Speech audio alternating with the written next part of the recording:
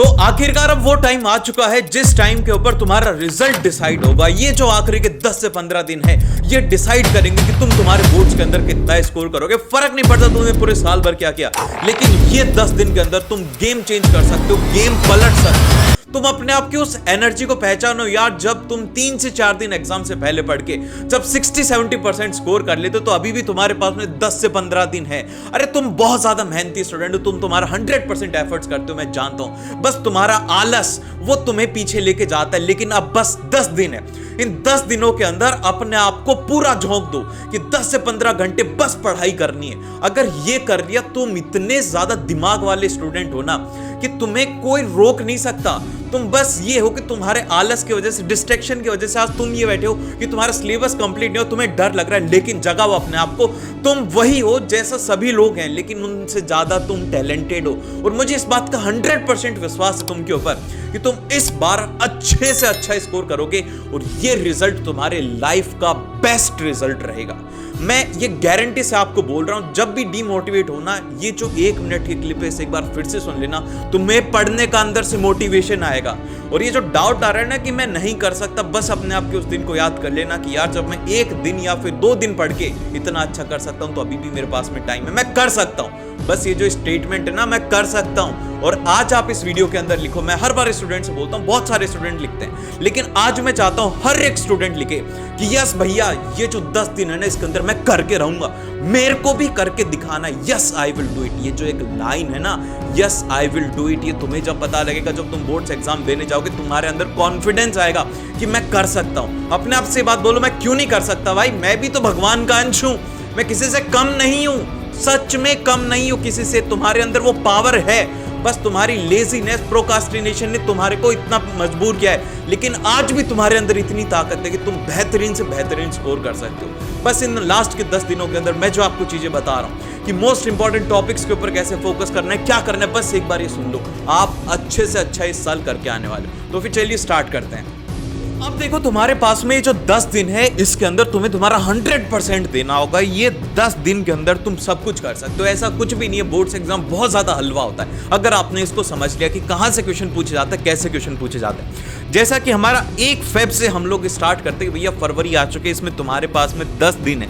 इन 10 दिनों के अंदर तुम्हें गेम चेंज करना है। इनमें तुम्हें वो चीजें पढ़नी है जो कि बाकी स्टूडेंट मिस कर देते हैं, लेकिन पेपर वहीं से आता है। बाकियों की तरह गधा मेहनत नहीं करनी, स्मार्ट वर्क हमें करने की जरूरत है। फिर उसके बाद में आखिरी के 3 दिन हम लोग कुछ ऐसी एक स्मार्ट टेक्निक करेंगे जो कि बाकी लोगों को पता भी नहीं है। तो भैया जल्दी से इस वीडियो को अपने दोस्तों के साथ भी शेयर कर देना ताकि उसका भी भला हो जाए। तो देखो भाई, सबसे पहली जरूरी बात है कि हर दिन एटलीस्ट हम 3 सब्जेक्ट को स्टडी कर रहे होंगे।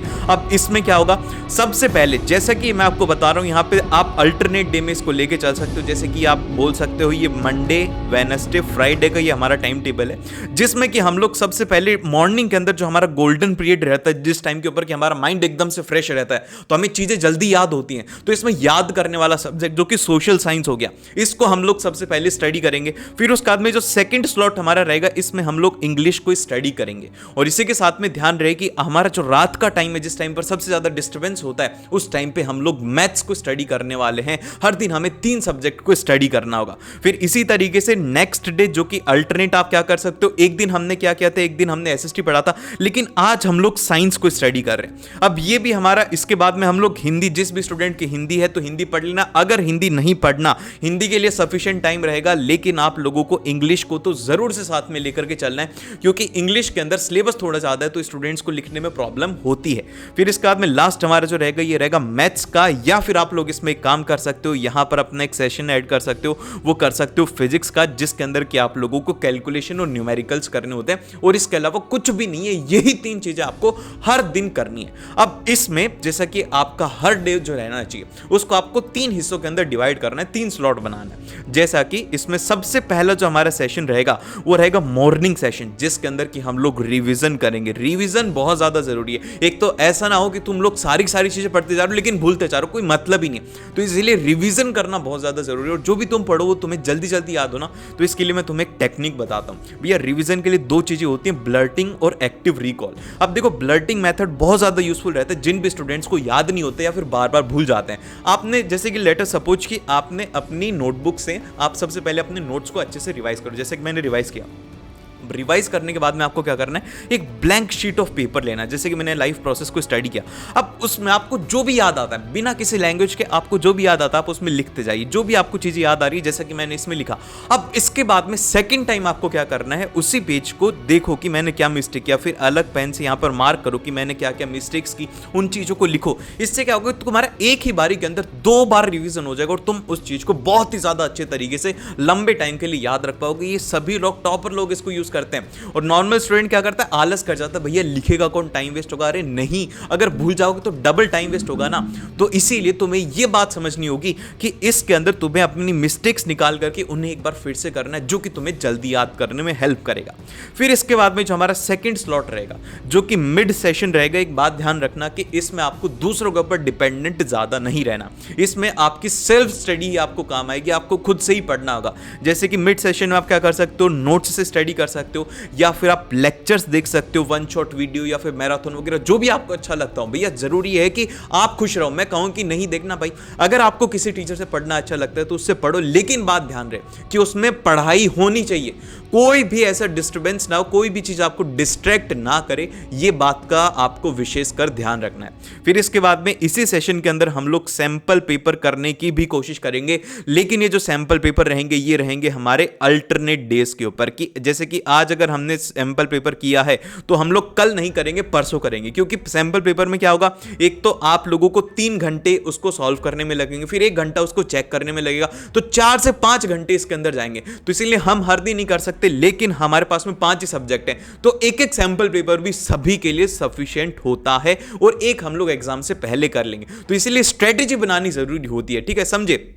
अब बहुत सारे स्टूडेंट क्या करेंगे, सैंपल पेपर पे सैंपल पेपर करें। भाई सैंपल पेपर से मतलब ही नहीं है, सैंपल पेपर करो, उसको चेक करो, फिर उसके बाद में पढ़ो, ताकि तुम्हारी प्रोग्रेस भी तो हो। अगर तुम सैंपल पेपर ही करोगे, पढ़ नहीं रहे, तो तुम्हारे को कोई मतलब ही नहीं निकलेगा, तुम जहां पर थे वहां के वहां पे रह जाओगे। फिर इसके बाद में एक जो नेक्स्ट सेशन आता है, नाइट वाला सेशन, इसमें आपको करनी है प्रैक्टिस। आप इसमें क्वेश्चंस की प्रैक्टिस करो, आप इसमें अपने नोट्स को रिवाइज करो। आप जितना ज्यादा नाइट वाले सेशन के अंदर सेल्फ स्टडी कर सको उतनी ज्यादा सेल्फ स्टडी करो, क्योंकि नाइट में डिस्ट्रैक्शन कम होता है। अपने ऊपर ध्यान दो। रात को 8 बजे के बाद में आप अपने फोन को यूज में ना लो, मैक्स टू मैक्स 9 PM।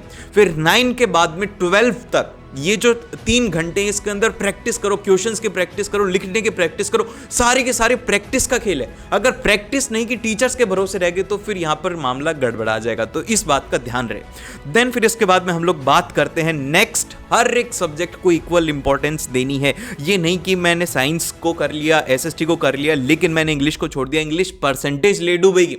तो इंग्लिश को भी पढ़ना जरूरी है, मैथ्स को भी पढ़ना जरूरी है, और अगर किसी के IT और हिंदी है तो 10 से 20 मिनट, ज्यादा नहीं, 10 से 20 मिनट बस एक बार उनके अपने नोट्स को स्टडी कर लेना। बस इन दोनों के लिए तो क्या करना है, IT और हिंदी के लिए तो मेरा channel one of the best है। इसके अंदर आपको छोटी छोटी वीडियोस, 10-10 मिनट की वीडियोस मिलेंगी, जिसके अंदर के मैंने सब कुछ कवर करवा रखा है। तो ये आप इसमें बहुत ही आसानी से कर सकते हो। देन फिर इसके बाद में जो नेक्स्ट और सबसे इंपॉर्टेंट चीज है कि कुछ ऐसे इजी और स्कोरिंग टॉपिक्स हैं जो कि आपको सबसे पहले करना चाहिए। इन टॉपिक्स के ऊपर आपकी सबसे ज्यादा फोकस होना चाहिए, क्योंकि ये जो टॉपिक है इनको आप पहले करोगे ना तो आपको कॉन्फिडेंस आएगा कि ये मैंने कर लिया, और इनको करने से आप ऑलमोस्ट 70 to 80% तक आप आसानी से स्कोर कर सकते हो, क्योंकि पेपर यहीं से बनता है। अब जैसे कि जो सबसे पहला और सबसे इंपॉर्टेंट टॉपिक आता है जो कि आपको पढ़ना चाहिए, वो है कार्बन एंड इट्स कंपाउंड। अब इसमें इंपॉर्टेंट टॉपिक है IUPAC नेमिंग आपको पढ़नी है, होमोलोगस सीरीज पढ़नी है, और 3 रिएक्शंस इसमें सबसे ज्यादा इंपॉर्टेंट है जो कि पूछे जाते हैं। अब क्वेश्चन इससे बाहर नहीं आएगा,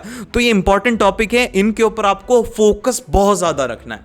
फिर इसके बाद में जो नेक्स्ट हमारा चैप्टर है मेटल एंड नॉन मेटल, तो इसमें आप chemical properties, reactivity, exceptional cases आप इसमें देख सकते हो, मेटलर्जी, कैल्सिनेशन, और ये सब जो प्रोसेस है इनकी डेफिनेशन इसमें बहुत ज्यादा जरूरी है। फिर इसके बाद में बायो के अंदर 2 चैप्टर इंपॉर्टेंट है, लाइफ प्रोसेस और हेरिडिटी। इनका ये मैं इसलिए बता रहा हूं कि इन चैप्टर का जो वेटेज है, इनका वेटेज ज्यादा है और ये इजी हैं, आप इनको आसानी से कर सकते हो। जैसे कि ह्यूमन हार्ट का डायग्राम हो गया, एक्सक्रीशन सिस्टम हो गया, रेस्पिरेशन हो गया, न्यूट्रिशन हो गया। अब ये चारों के चारों टॉपिक बहुत ज्यादा इंपॉर्टेंट है, तो पहले इन टॉपिक्स को करने की कोशिश करो। अगर टाइम कम है तो केवल और केवल ये टॉपिक भी आप कर सकते हो। फिर उसके बाद में हेरिडिटी के अंदर आप लॉज ऑफ मेंडल, और फिर इसके साथ में मोनो हाइब्रिड क्रॉस और difference in acquired and inherited traits, ये बहुत बार पूछा गया है एग्जाम के अंदर, तो ये मैंने सेलेक्टेड टॉपिक्स आप लोगों को बता रहा हूं। फिर इसी तरीके से लाइट के अंदर और इलेक्ट्रिसिटी के अंदर ध्यान रहे, अगर आपको न्यूमेरिकल्स में प्रॉब्लम हो रही है, आपसे न्यूमेरिकल सॉल्व नहीं हो रहे, तो केवल और केवल फॉर्मूला बेस्ड जो न्यूमेरिकल्स होते हैं उनको करो। ज़्यादा टफ न्यूमेरिकल्स में मत जाओ, नहीं तो डिमोटिवेशन होगा कि मेरे से तो न्यूमेरिकल्स नहीं हो रहे। तो इसलिए कोशिश करो कि आप क्या करें, सिर्फ और सिर्फ नॉर्मल जो फॉर्मूला बेस्ड है उनको करें, ताकि 2 से 3 नंबर के क्वेश्चन आप बहुत ही आसानी से कर पाएं। और एक बात मैं आपको बताता हूं कि ये जो न्यूमेरिकल्स है ना, इनका इतना ज़्यादा वेटेज नहीं रहता जितना ज़्यादा डेफिनेशन और केस बेस्ड क्वेश्चन का रहता है। तो हमारा मेन फोकस उस पर रहना चाहिए। फिर उसके बाद में लास्ट जो चैप्टर है वो है आवर एनवायरनमेंट। इसमें 3 ही चीज़ें पढ़नी है, सबसे ईजी चैप्टर है, इसको छोड़ना मत। 10% लो, ओजोन और बायो मैग्निफिकेशन, बस इन 3 टॉपिक को पढ़ लिया, हो गया। फिर इसके बाद में आप लोग मैथ्स में ये टॉपिक्स कर सकते हो, जैसे रियल नंबर्स हो गया, पॉलिनोमियल हो गया, स्टैटिस्टिक्स हो गया, प्रोबेबिलिटी हो गया, कोऑर्डिनेट ज्योमेट्री हो गया और सम एप्लीकेशंस ऑफ ट्रिग्नोमेट्री हो गया। ये जो चैप्टर हैं ये इजी हैं, आप इन्हें आसानी से कर सकते हो। एक दिन का 1-1, 2-2 चैप्टर आप इसका खत्म कर सकते हो। फिर इसी तरीके से एसएसटी के अंदर हो गया rise of nationalism in Europe हो गया, nationalism in India, political parties, outcomes of democracy, agriculture, money and credit, और फिर उसके बाद में सेक्टर्स ऑफ इंडियन इकोनॉमी। ये चैप्टर्स हैं जो कि आपको पढ़ने चाहिए और ये आसान है। फिर इसके बाद में लास्ट में क्या चीज मिस नहीं करनी है, सबसे पहला तो प्रीवियस ईयर जरूर से कर लेना, जो कि आपको हमारे टेलीग्राम चैनल पर मिल जाएंगे। वहां पर आपको 24, 23 और 22 के इन 3 सालों के प्रीवियस ईयर करना बहुत ज़्यादा ज़रूरी है। और इसी के साथ में इंपॉर्टेंट टॉपिक्स के ऊपर फोकस रखना और 1 से 2 सैंपल पेपर हर एक सब्जेक्ट के कर लेना एग्जाम से पहले। एक तो उसके 1 दिन पहले आपको करना है और एक आपको अभी इन 10 दिनों के अंदर एक करना है। तो अगर आपने इस वीडियो को यहां तक देखा है तो दैन एक बार जरूर से लिखना, और मिलते हैं आप लोग उस नेक्स्ट वीडियो के अंदर। बस अपने आप के ऊपर विश्वास रखो, तुम बहुत ही ज्यादा बेहतरीन कर सकते हो, और मिलते हैं आपसे नेक्स्ट